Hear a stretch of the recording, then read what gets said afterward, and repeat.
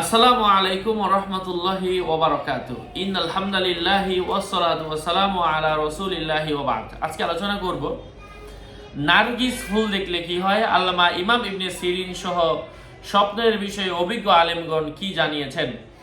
আলোচনা বুঝতে সাথেই থাকবেন। এখনো যারা চ্যানেলটি সাবস্ক্রাইব করেননি সাবস্ক্রাইব করতে ভুলবেন না। ভেরিফাই চ্যানেলের ডেসক্রিপশন বক্সে ক্লিক করলে পেজ এবং আইডি লিংক আসবে। এটা ছাড়া আলাদা অন্য কোনো পেজ নেই, আইডি নেই, ইমো নেই, হোয়াটসঅ্যাপ নেই, টিকটক নেই। নাম ছবি দেখে বিভ্রান্ত হওয়া যাবে না। প্রত্যেক ভিডিওতে আলাদা আমি সাবধান করি, সতর্ক করি। সম্মানিত প্রিয় উপস্থিত বৃন্দ, নারগিস ফুল স্বপ্নে দেখা কোনো সুন্দরী বাদী ক্রয় করার সম্ভাবনা রয়েছে। নারগিস ফুল দেখা কখনো কখনো সে নিজে অতি সন্তানের মাতা হবে, সে অতি সন্তানের জনক হবেন এবং তার প্রত্যেকটা সন্তান বেঁচে থাকবে।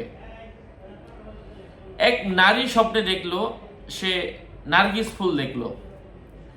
এর ব্যাখ্যা ইমাম ইবনে সিরিনের কাছে জিজ্ঞাসা করার পর বলা হলো যে তোমার স্বামী তোমাকে তালাক দিয়ে দিবে এবং তোমার পরিবর্তে তোমার স্বামী অন্য কাউকে বিয়ে করবে। তো তাই হয়েছিল। বলা হয় নারগিস ফুল দিন লাভের আলামত। এখন প্রশ্ন যে নারী নারগিস ফুল দেখে তালাক হয়ে গেল, সে দিন কিভাবে পেল? দিন পাওয়ার মানে হচ্ছে শুধু ভালো নিয়ে থাকা এমন না। আল্লাহ পাক যখন কাউকে ভালোবাসেন তাকে বিপদে ফেলে পরীক্ষা করেন। নারগিস, হলুদ নারগিস ফুল দিনার লাভের লক্ষণ। সাদা নারগিস দিরহাম লাভের ইঙ্গিত। কারো মতে নারগিস ফুল আনন্দের উপলক্ষ। স্বপ্নে লুফা নামীয় উদ্ভিদ অসুস্থতা ও ধন সম্পদের অর্থ বহন করে। যে স্বপ্নে লুফা নামক উদ্ভিদ কুড়িয়ে ফেল তার স্ত্রী অসুস্থ হয়ে যাবে, তবে সে অনেক ধন সম্পদের মালিক হবে। স্বপ্নে কোনো মানুষ যদি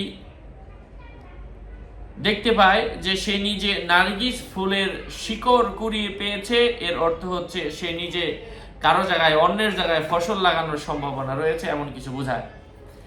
আশা করছি উপকৃত হয়েছেন। এই বিষয়গুলো নিয়ে কিতাবে যতটুকু ছিল আমি জানানোর চেষ্টা করেছি। আরো আপডেট পেতে সাথেই থাকবেন।